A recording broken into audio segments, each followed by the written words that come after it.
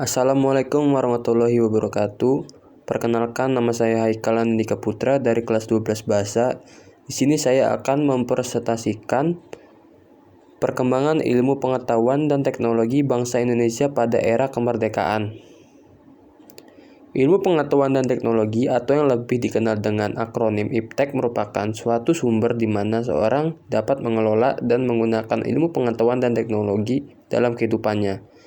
Pengembangan ilmu teknologi dan teknologi itu sendiri dibuat dengan tujuan untuk semakin mempermudah kehidupan manusia. Lalu ada revolusi hijau. Revolusi hijau adalah sebutan tidak resmi yang dipakai untuk menggambarkan perubahan fundamental dalam penggunaan teknologi budidaya pertanian yang mulai pada tahun 1950-an hingga 1980-an di banyak negara yang berkembang, terutama di Asia.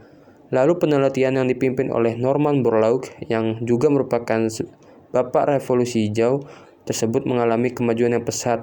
Hal ini ditandai dengan keberhasilan produk tanaman yang unggul, dan rekayasa genetika adalah suatu proses manipulasi gen yang bertujuan untuk mendapatkan organisme yang unggul. Dampak revolusi hijau. Dampak positif revolusi hijau berdampak positif bagi negara-negara berkembang yang terlihat dari meningkatnya produksi pertanian di negara tersebut, yaitu pada negara India dan Filipina. Dampak negatif. Dampak negatif revolusi hijau mengakibatkan petani sangat bergantung pada pupuk kimia dan zat kimia pembasmi hama.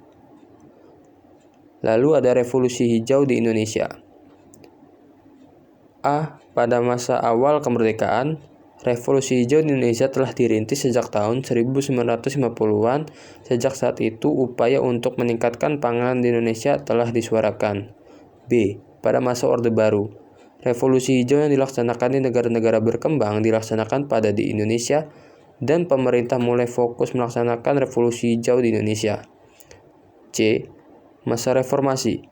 Pada era reformasi, paradigma pembangunan pertanian meletakkan petani sebagai subjek, bukan semata-mata sebagai peserta dalam mencapai tujuan nasional. Teknologi transportasi. Teknologi transportasi adalah sebuah teknologi yang mampu mendukung pemindahan manusia atau barang dari suatu tempat ke tempat yang lain dengan menggunakan sebuah kendaraan yang digerakkan oleh manusia ataupun mesin. Lalu transportasi sendiri digunakan dan diciptakan untuk memudahkan manusia dalam melakukan aktivitas sehari-hari. Yang pertama ada sistem transportasi darat. Pada tanggal 28 September 1945, kereta api diserahkan sepenuhnya oleh pemerintah Belanda kepada Indonesia. 2. Sistem transportasi air.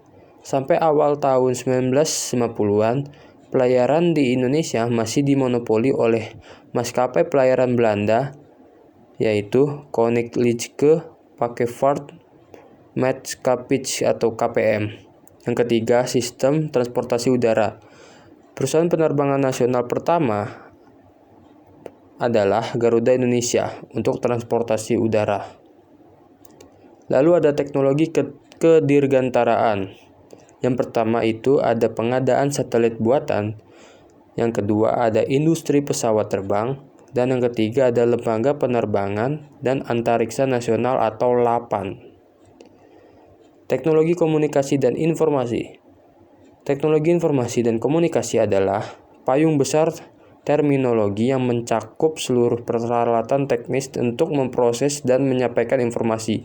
Lalu di Indonesia ada pada masa perjuangan kemerdekaan, yang kedua masa mempertahankan kemerdekaan, dan yang ketiga mengisi kemerdekaan.